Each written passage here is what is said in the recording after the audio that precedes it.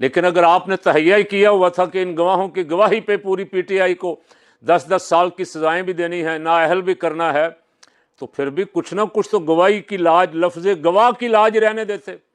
दोनों गवाह अदालत में फेल हो गए, एक भाग गया, दूसरा बिल्कुल झूठा निकला।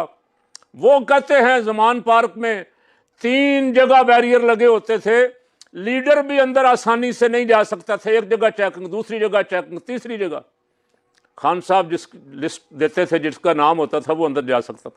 ये गवाह साहब क्या कहते हैं? ये कहते हैं जी मैं मेज़ के नीचे छुप गया। ये मेज़ है, ये मेज़ आप देख लें, मेरा पड़ा हुआ है, इतना को मेज़ पड़ा हुआ खान साहब के कमरे में।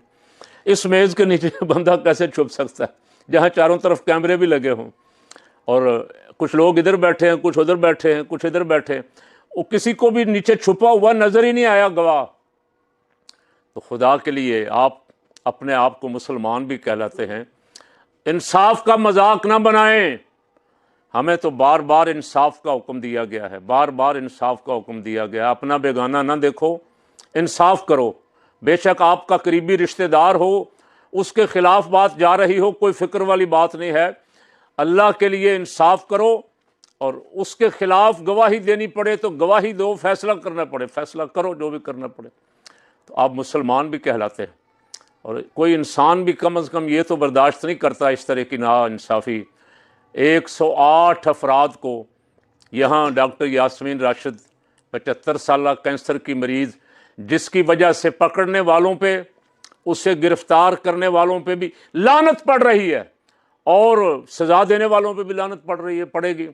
और उसको भी 10 साल कैद की सज़ा, और उसकी गवाही मौजूद है। वो खड़ी डॉक्टर साहबा स्पीकर में कह रही हैं कि कोई बंदा अंदर ना जाए, कोई सड़क क्रॉस ना करे, इस साइड पे आ जाएं सब, कोई ले जाने की कोशिश भी करे तो अंदर ना जाएं। डॉक्टर साहब ऊंची आवाज़ से करें, वो रिकॉर्ड है। अच्छा, खान साहब ने आपसे मुतालबा किया था CCTV फुटेज ले आए, जुडिशल कमीशन बना दें। दोनों से कौन भागा? हुकूमत भागी। ना हुकूमत ने जुडिशल कमीशन बनाया, ना CCTV फुटेज पेश की, गायब कर दी। अगर आप सच्चे होते तो आप पहले 1 हफ्ते के अंदर अंदर ही CCTV फुटेज भी पेश करते, जुडिशल कमीशन भी बनाते। फैसला 2 साल हो गए।